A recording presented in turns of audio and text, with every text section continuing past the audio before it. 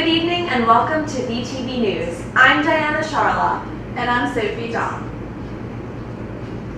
When it seemed like it came to an end, the Vanderbilt rape case is coming back to the surface.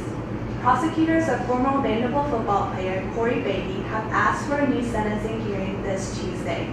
The motion is due to 11 letters sent to the judge supporting Beatty before his sentencing. The news comes after Beatty received a 15-year sentence last May.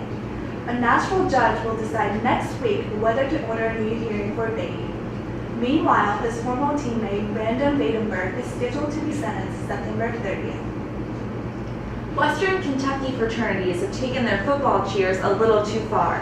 Western Kentucky fraternities hung signs on their houses this week, mocking Vanderbilt with apparent references to the Vanderbilt rape case. One read, "Vandy catches more charges than passes." Another that hung on the Lambda Alpha Chi house read, "Vandy anchors down lifetime sentences." The signs were taken down Wednesday night after the university told Lambda Alpha Chi that the signs were inappropriate. Vanderbilt has maintained its ranking as a top 15 university for its second year in a row. In years past, Vanderbilt has stayed below the top 15 mark, living above the top 20. The rating is an all-time high for the university. It is tied with Cornell, Rice, and the University of Notre Dame. Vanderbilt was also included as number 10 as a university with the best undergraduate teaching. Though optional in its pilot year, the Greek member experience is no longer a choice. Now, 80% of sorority and fraternity members must complete the requirements. If unable to comply, date parties, tailgates, and other social events will be canceled. To help students reach their 15 GME credits, checkpoints have been set up throughout the year.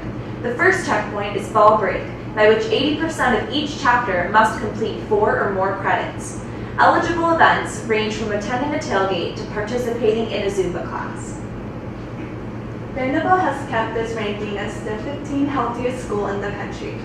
The annual ranking features universities in the country that bring physical and mental health resources to their student body. Vanderbilt is praised for its healthy dining options, fitness havens, and mental health resources. Vanderbilt also provides 60-minute food classes to help students learn how to eat healthy in college. Additionally, the medical center was mentioned as a resource that many students can take advantage of for their physical health. Vanderbilt is no stranger to rising national political anticipation.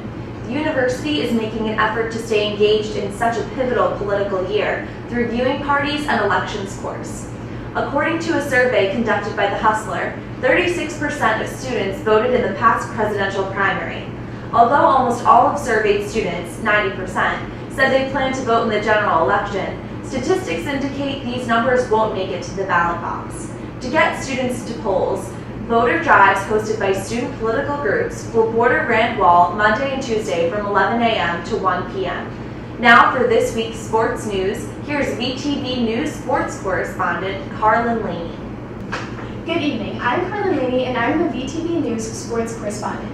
Over the past weekend, Vanderbilt football suffered a loss of 38-7 to the Georgia Tech Yellow Jackets. Since head coach Derek Mason, the Commodores have won only one away game. Overall, in the Vandy-Georgia Tech game, Ralph Webb was only able to rush 69 yards despite making 18 attempts. Khalidja Lipscomb caught 6 passes for 59 yards and continues to be the team's best receiver. The Commodores will get another chance for a rare road win against Western Kentucky this week. A new football stadium is on the horizon. Athletic Director David Williams says he would like for it to be built within the next 4 years. This means we need designs and fundraising plans. Every SEC football stadium besides Vanderbilt's has been updated in the last 15 years. For Vandy, it has been 30 years since any major renovations. The idea is to build a new stadium on the site of the current one. It will cost an estimated $60 to $90 million. This weekend, the Vanderbilt men's tennis team is heading to Georgia to compete in the 49th annual Southern Intercollegiate Championships. The tournament includes 170 singles players and 81 doubles pairs to compete from 32 schools. The tournament is scheduled to begin tomorrow at 9 a.m. Tomorrow also marks the start of the Vanderbilt women's swimming season against LSU at home. The team is hoping to continue its school record-breaking streak from last year and is bringing back several letter winners as well as 6 newcomers to the team. For more information about Vanderbilt sports, go to vucommodore.com. For VTV News, I'm Carlin Laney. Thanks, Carlin. Now, for this week's weather, here's VTV News weather correspondent Candice Matsumura.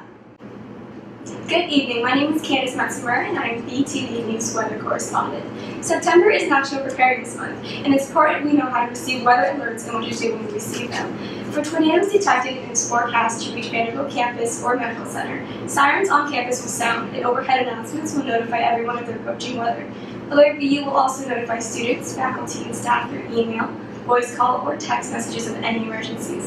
Another way of being notified is the Alert VU desktop alert program, which displays full-screen alerts on workstations and desktops around campus. When there's a tornado warning, take shelter in the lowest level of the closest building to you, and move toward the center of the building so you are as far away from windows as possible. Be sure to assist any people with special needs and to consistently monitor weather reports and updates.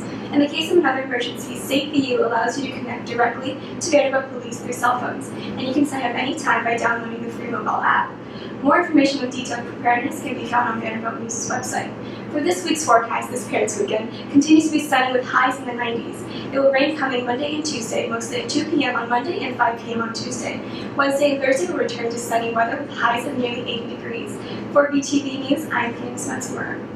That's all for tonight's broadcast. Thanks for watching VTV News. I'm Sophie Jeong. And I'm Charlop. Tune in next week for more top stories.